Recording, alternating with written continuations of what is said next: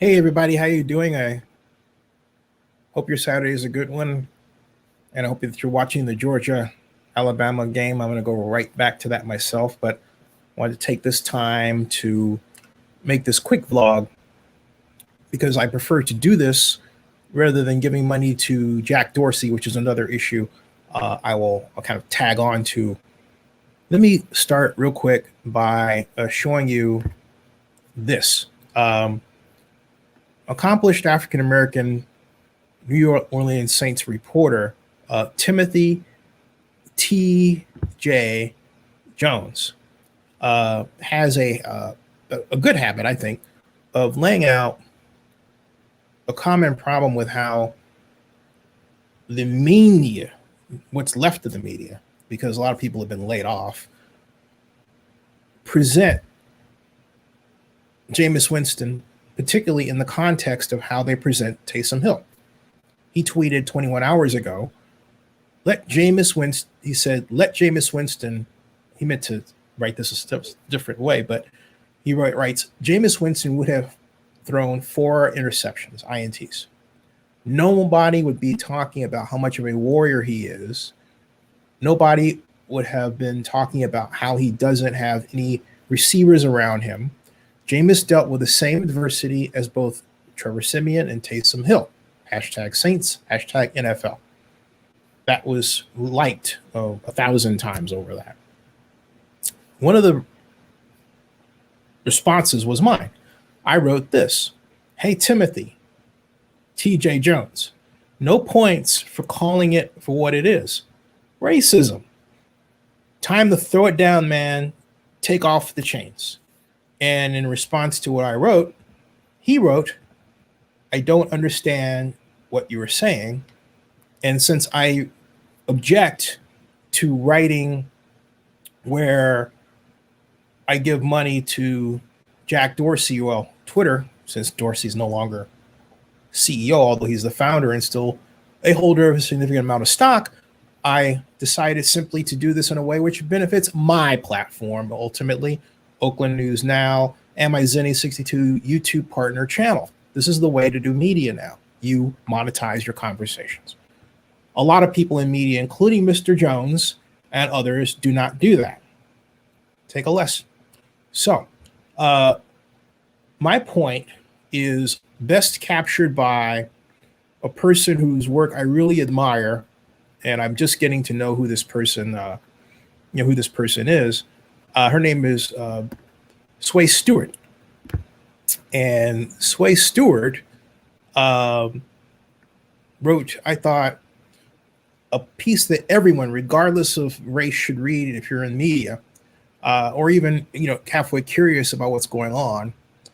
And it is called "Public Media Existing Within the Shadows of White Supremacy," and this is the bottom part of the page that I referred to in the text, in which I'm about to basically push up so you can read it beyond the comments that are offered about it. This is Consuela Sway Stewart, and what she writes in her piece, again called Public Media Existing Within the Shadow of White Supremacy Culture, is white supremacy is all around us. If you are aware of this, congratulations, you are on the road to recovery. The first step is admitting it. If you are struggling to grasp with this concept, know that you are not alone. The statement may challenge your inner spirit, she writes, causing denial and a sense of panic, following by a twinge of anger, as she explains here. And sense of panic following by, and I'm just checking to see how this, okay, as she explains here. And she says, I know this because I felt it. These powerful, pessimistic feelings show up in our actions and interactions with each other. When merely the ideas of racism and racial bias are hinted at, this is how white supremacy wins every time. And that's why I'm saying to Mr. Jones, hey, look, just call out racism and ask the people doing it to stop. She goes on, she writes, conversations around systemic racism in our society are far from new. Mountains of data, studies, and reports offer stark evidence that in the United States, the systems we all rely on were intentionally designed to marginalize and oppress Black and brown people. Yet, little progress has been made to change them. Why? Because white supremacy has been the standard throughout. We default to beliefs, actions, and characteristics that promote and uphold whiteness. If it's not white, it is not right. And that goes to Mr. Jones' own tweet, okay, where he's essentially saying that. That's exactly what what Mr. Jones is saying in the tweet that I highlighted, where he issues 21 hours ago, where he says, and I quote again, Jameis Winston would have thrown 4 interceptions.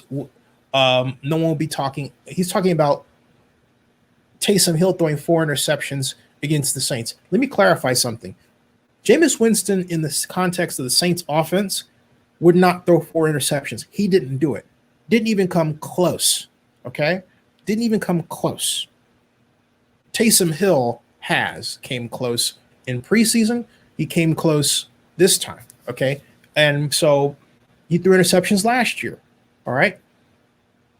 I will avoid the technical discussion about that for right now, and I'll say that for another vlog, but I'll continue. Mr. Jones tweets rather, nobody will be talking about how much of a warrior he is, as they were doing so with Taysom Hill. Then he says, nobody would have been talking about how he doesn't have any receivers around him. And he says, Jameis dealt with the same adversity as both Siemian and Hill. And he did, yet he excelled, was 5-2. He's one of the best rated quarterbacks in the National Football League. But the latest racism, the one that endures, is the one where someone says about someone Black, well, I don't see that. I don't want to see you. Okay? That essentially is what it is. So that person can do anything. They can throw for record numbers. They can be a pillar in the community, anything. And yet, because they're Black, the overarching white supremacy society of which we participate in and help echo will not see that person. That is what Consuela Stewart is saying, okay? And she's absolutely right. We all do it.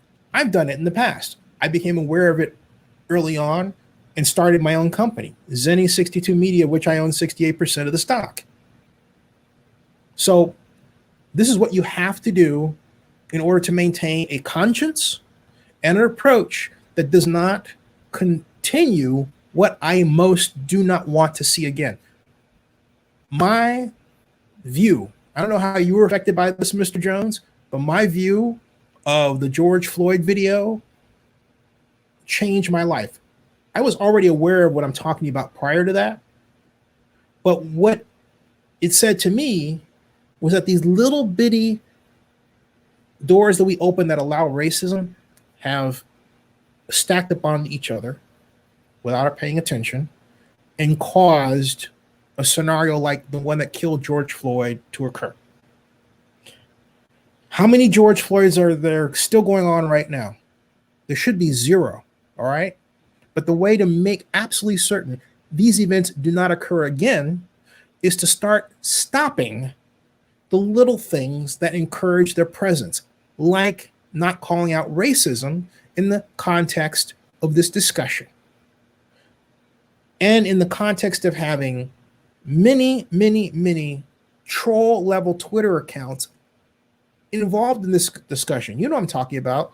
Twitter accounts that have no followers, that were created just this year, in some cases just a few months ago, like September. It's nuts. I contend, and I still push, that this matter of Taysom Hill and Jameis Winston has attracted the attention of that right-wing social media effort to sow division among Blacks and whites. It's the perfect venue. So in order to best call it out and stop it, you have to join me in calling it out. Otherwise, you're not helping. It's not enough for you to go up to, if you will, Mr. Jones, touchdown's door. and point out, as you've so rightly done, all of the byproducts, excuse me, not byproducts, but all of the waste produced by racism, if you will, the stuff on the ground that we know should be cleaned up. It's not enough to just point that out. We have to stop it, okay? And we have to, the best way to stop it is by calling out the people who are doing it or the institutions and saying to them, hey, knock it off. And also, Arthur 101 is absolutely right. You all covering the media, and this is why I said to Nick, just please stop doing it, okay? You need to call it out too, because you can't be in this situation where you're saying, oh, well, you know, I'm media and I'm you know, I'm without bias. You are in a society where bias is expressed every single day in media, because the definition of media is much broader than what you do. And not only that, a number of people who do it in your area, if you will, or really our area, since I'm also NFL, have no problem discussing race. NBC, for example, I can go on. You've seen it. I don't have to tell you what I'm talking about. You know it's there. You know it's there. So what we need to do collectively is band together, I think, and discuss and decide upon a good dialogue and say, all right, we are going to respond. And really, you know, the ultimate way to stop this is for Jameis Winston and Taysom Hill to have a joint press conference and say that this kind of fueling of a racial divide needs to stop. That they're on the same team, they fight for the same objectives, and they fight for each other. And they need to be at the podium making that statement at once. That is the only way this is going to end. It is the only way this is going to end. But Taysom out there trying to push that should be the starter, or he has the capabilities when really he does not, and he has CTE. So I fear for him every time I see him play after the October 10th event, looking at, in retrospect, the number of times he's been hit and the number of times he's arguably been concussed, but that wasn't called out. He was concussed twice this year. October 3rd against the Carolina Panthers, and of course on October 10th against the Washington football team. But I argue there was a third again in the NFC wildcard game against the Bears, where he caught a pass out of bounds, and possibly a fourth when he was knocked down hard as quarterback in the same contest. That's just this year. That doesn't include 2019 when he was playing special teams or any other times that I haven't had a chance to look at.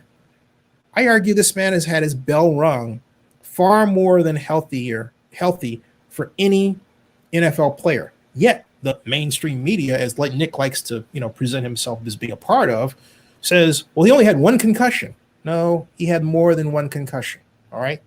And Nick, the reason why I pulled my subscription was because I think you're trying to hide behind this veneer of being dispassionate and objective, when in point of fact you really are not.